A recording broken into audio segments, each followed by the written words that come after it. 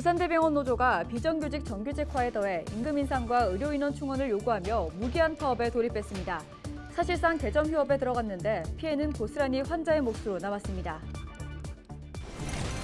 20대 또래를 잔혹하게 살해하고 시신을 훼손한 정유정에 대한 첫 공판 준비 기일이 열렸습니다. 변호인과 함께 법정에 출석한 정유정은 전체적으로 잘못을 인정한다고 밝혔습니다. 장마철 빗물이 잘 빠질 수 있도록 관리해야 하는 빗물바지가 담배꽁초 등 각종 쓰레기로 막혀 있습니다. 도심 속 빗물바지 실태를 취재했습니다. 부산 소방이 호우특보에 따라 24시간 비상근무 체계를 운영하기로 했습니다. 긴급 대응팀과 예비 출동대 100여 명은 별도 편성했습니다.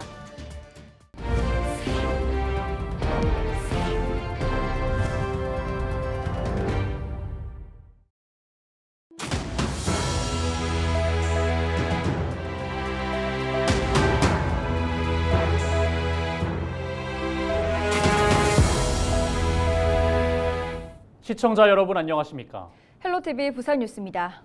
부산대병원에는 국립대병원 중에서는 유일하게 비정규직 직원이 있습니다.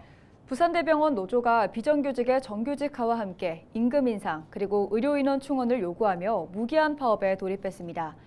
파업으로 외래 진료는 물론 수술과 응급실 운영에도 차질이 생기면서 환자들이 큰 불편을 겪고 있는데요. 장보영 기자가 취재했습니다. 부산대학교 병원의 산부인과, 소아과 병동입니다. 환자로 꽉 차 있던 병실들이 텅 비었습니다. 늘상 간호사가 있던 곳도 불이 꺼졌습니다. 응급실은 손이 모자라 정상 운영되지 못하고 있습니다. 외래 환자를 받는 곳도 마찬가지입니다. 하루 4,500명 수준이었던 외래 환자는 파업 첫날 2,000여 명으로 절반이나 줄었습니다. 그건 못하는 정도가 아니죠. 전화가 어제 한 7시인데 전화가 안 되고 오늘 아침에 전화가 안 됐어요. 일부러 1시간 넘게 지하철 타고 왔거든요. 그럼 땡기면 안 될까 그러니까 지금 그게 문제가 아니고 수술도 지금 못 하고 있다고. 어디에서도 잘못된 거 아니다. 수술 미뤄지실까 봐 걱정하시네요. 수술이죠. 자리를 비운 부산대병원 의료 인력들은 부산역 앞에 모여 집회를 열었습니다. 그리고 무기한 총파업을 선언했습니다. 국립대병원 중 유일하게 비정규직이 있는 부산대병원. 비정규직 근로자들은 병원 시설 관리 업무를 비롯해 산소 공급 등 운영에 필수적인 업무를 하는 만큼 직접 고용이 필요하다 강조하고 있습니다. 병원 측이 내놓은 자회사 고용은 받아들일 수 없다는 입장입니다. 저희가 아무리 현장에 위험성이 있어도 이거를 말씀을 드리려면은 자회사나 용역업체나 큰 차이가 없기 때문에 정규직화가 되어야만 저희가 인력도 빨리 충원되고 저희 처우가 나아져야지 저희 환자분들도 안심하고 병원에 진료를 받을 수 있을 것이다 라고 생각을 합니다. 부산대병원 노조는 의료 인력 충원과 임금 인상도 요구하고 있습니다. 의사가 부족해 일반 직원이 의료 행위를 대신하는 불법 의료가 성행하고 있고 일할 사람이 부족해 아파도 쉬기 어려운 현실이라는 겁니다. 지난 5월부터 병원 측과 7차례 교섭했지만 협상은 타결되지 않아 무기한 파업은 어쩔 수 없는 선택이었다 토로합니다. 병원이 저희 요구를 좀 수용할 수 있도록 즉각적 대화에 나선다면 조속히 해결될 것이라고 생각하지만 파업할 테면 해봐라 식의 무책임한 태도로 계속한다면 아마 파업이 불가피하게 장기화될 것 같습니다. 하지만 병원 측은 현재 대화를 단절한 건 오히려 노조라며 빠른 해결을 위해 노력한다는 입장입니다. 부산시는 파업 장기화에 대비해 홈페이지 안내와 콜센터를 운영하고 주말 비상근무를 통해 의료인력 공백으로 인한 불편이 없도록 최선을 다하겠다고 밝혔습니다. 헬로티비 뉴스 장보영입니다. 20대 또래를 잔혹하게 살해하고 시신을 훼손한 정유정에 대한 첫 공판 준비 기일이 열렸습니다. 정유정은 14일 오전 10시 30분 법정에 변호인과 함께 직접 출석했습니다. 공판 준비 기일은 범죄 혐의에 관한 피고인의 입장을 확인하고 증거 조사를 계획하는 절차로 정식 재판과 달리 피고인이 법정에 출석할 의무는 없습니다. 정유정 측 변호인은 이 자리에서 세부적으로 공소 사실과 다른 부분이 있지만 전체적으로 잘못을 인정한다고 밝혔습니다. 정유정은 법정 출석에 앞서 부산지법 형사합의 6부에 반성문을 제출했습니다. 재판부는 정유정이 제출한 반성문에 판사가 읽어볼까 의심하는 내용이 있었다며 어떤 것이든 써내기를 바란다며 오는 8월 21일 한 차례 더 공판 준비 기일을 진행하기로 했습니다. 또 정유정에게 본인의 출생과 성장 과정, 범행을 결심한 이유 등을 제출하라고 말했습니다. 부산 소방재난본부가 호우특보 상황에 따라 24시간 비상근무 체계에 들어갑니다. 부산 소방은 호우특보가 발효되면 전 직원 3분의 1 이상이 24시간 비상근무에 돌입한다고 밝혔습니다. 또 긴급대응팀과 예비출동대 100여 명을 별도 편성했습니다. 특히 신고 폭주를 대비해 기상 상황에 따라 119 신고 접수대를 확대 운영할 계획입니다. 부산 소방본부는 인명구조 등 긴급 신고에 최우선적으로 대응하고 상황관리 점검 등에 최선을 다하겠다고 밝혔습니다. 11일 오후 8시쯤 동구 초량동의 한 사면 일부가 붕괴됐습니다. 이 사고로 사면 아래에 있던 주택가로 암석이 떨어졌습니다. 이에 따라 동구청은 사면 주변 9세대 주민 15명을 임시보호소로 긴급 대피시켰습니다. 안전진단 결과 추가 붕괴 가능성은 낮은 것으로 나타났습니다. 군은 무너져 내린 암석과 토사를 제거하고 낙석 방지책 등을 설치할 예정이라고 밝혔습니다. 지난해 집중호우 당시 서울 등 지역에 침수 피해를 키운 주요 원인으로 지목된 것이 빗물바지 막힘입니다. 특히 장마철에는 빗물이 잘 빠질 수 있도록 평소에 관리하는 것이 중요한데 도심 속 빗물바지 상태는 어떨까요? 보도에 안수민 기자입니다. 도심의 한 빗물바지입니다. 물이 빠지는 구멍 사이사이로 행인들이 아무렇게 버린 담배꽁초가 들어찼습니다. 입구를 아예 덮개로 막은 곳도 허다합니다. 냄새가 난다, 또 해충이 들끓는다는 등의 이유로 빗물이 빠져야 할 구멍을 막아둔 겁니다. 또 다른 빗물바지 안을 봤더니 꽁초는 물론 각종 생활 쓰레기도 쌓여 있습니다. 국립재난안전연구원에서 빗물바지가 막혔을 때 도시 침수에 어떤 영향을 미치는지 실험해봤습니다. 빗물바지 내부에 모래만 쌓여 있을 때는 물이 원활하게 흘러나갑니다. 하지만 쓰레기가 함께 섞인 경우 금세 배수로가 막히고 물이 역류합니다. 빗물바지에 덮개가 있는 경우는 어떨까? 시간당 50mm의 집중호우가 내릴 때 10분이 채 되지 않아 물이 19cm 높이까지 차오르고 도로 전체가 침수됩니다. 시간당 100mm 이상 비가 내리면 도로 전체가 잠기는데 5분도 걸리지 않습니다.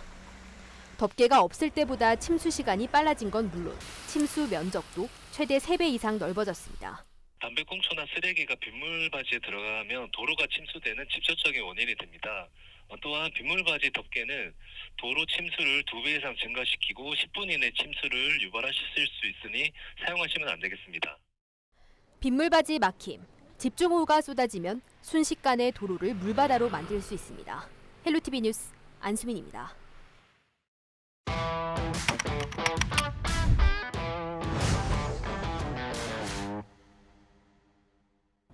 최근 전국적인 부동산 이슈는 단연 전세 사기일 겁니다. 역전세, 깡통 전세까지 기형적인 현상들도 파생되고 있습니다. 수억 원대 보증금을 한 번 주고 거주하는 완전 전세 형태는 전 세계에서 우리나라가 유일하다고 합니다. 우리나라 전세에 대해 뉴스토리에서 살펴봤습니다. 김신혜 기자입니다. 서울의 한 대학교 앞, 외국인들에게 전세에 대해 아는지 물었습니다. No, I've never heard of it.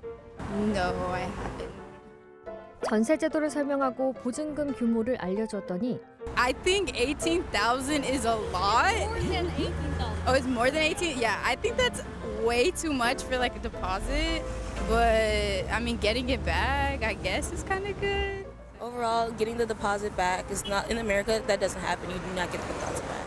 I was like, it's very expensive, yeah. I mean, I get it if you're staying for long term, but it's such a big deposit.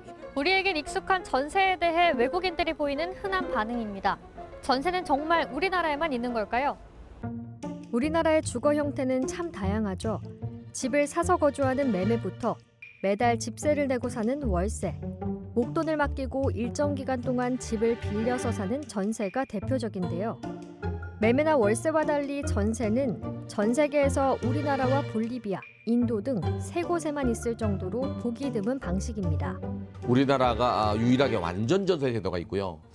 볼리비아나 또는 그 북인도 같은 경우는 완전 전세 제도보다는 보증부 월세 형태의 보증금이 많은 겁니다. 미국 캘리포니아나 시카고 등 한국인이 많이 살고 있는 지역에서는 한국인들이 전세를 도입해서 일부 운영하고 있다고도 하네요. 우리나라 전세는 140여 년 전 강화도 조약 때 등장해 6.25 전쟁과 산업화를 거치면서 자리 잡은 것으로 추정됩니다. 강화도 조약 이후에 그 사람들이 인천이나 서울로 많이 몰리면서 주택 공급이 부족하다 보니까 전당포 제도에 의해서 전세 제도가 도입된 거고요.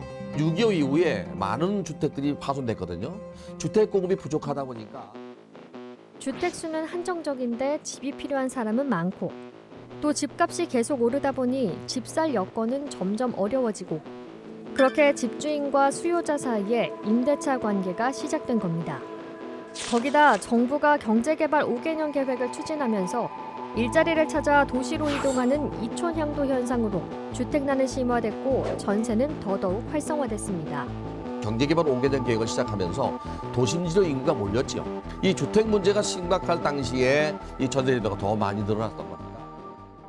외환위기로 경기가 침체된 데에는 월세 비중이 늘어나기도 했는데요.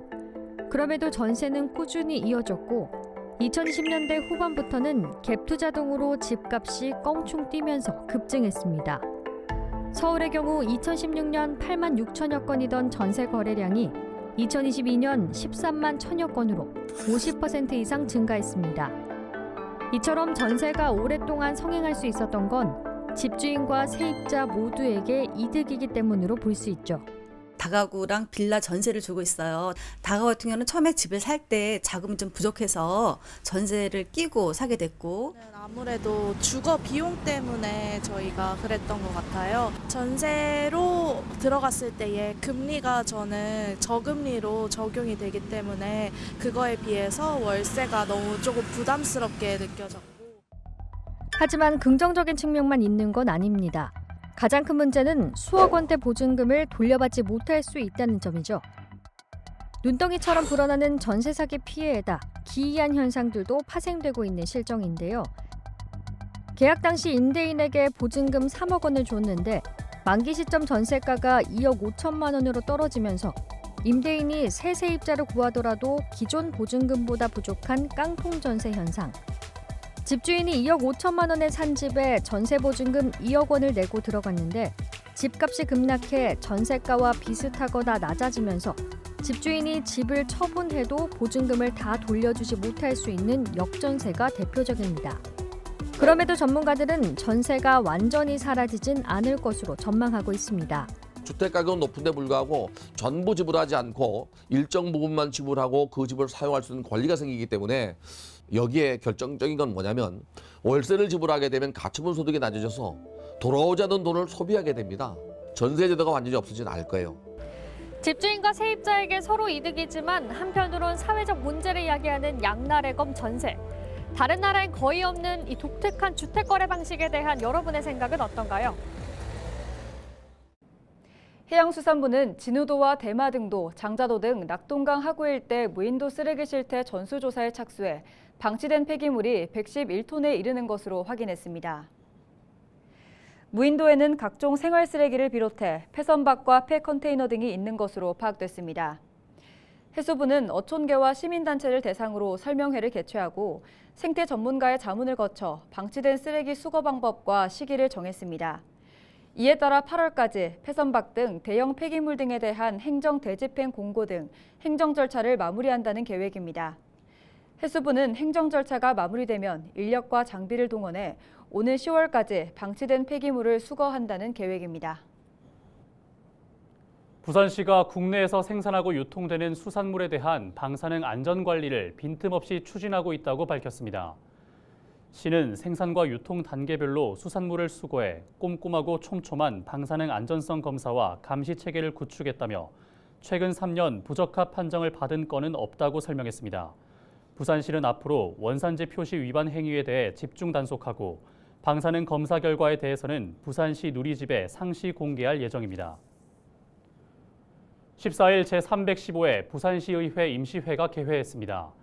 14일 1차 본회의에서는 부산시와 교육청에 2024년도 본예산 종합심사를 담당할 제9대 2기 예산결산특별위원회 위원을 선임하고 17일부터 24일까지 상임위원회를 열어 소관별 업무 보고를 받은 후 주요 사업 예산 집행 상황을 점검할 예정입니다. 이후 시정질문과 시민안전특별위원회 구성 결의안 채택, 의원들의 5분 자유 발언을 끝으로 28일 제315회 부산시의회 임시회는 폐회합니다.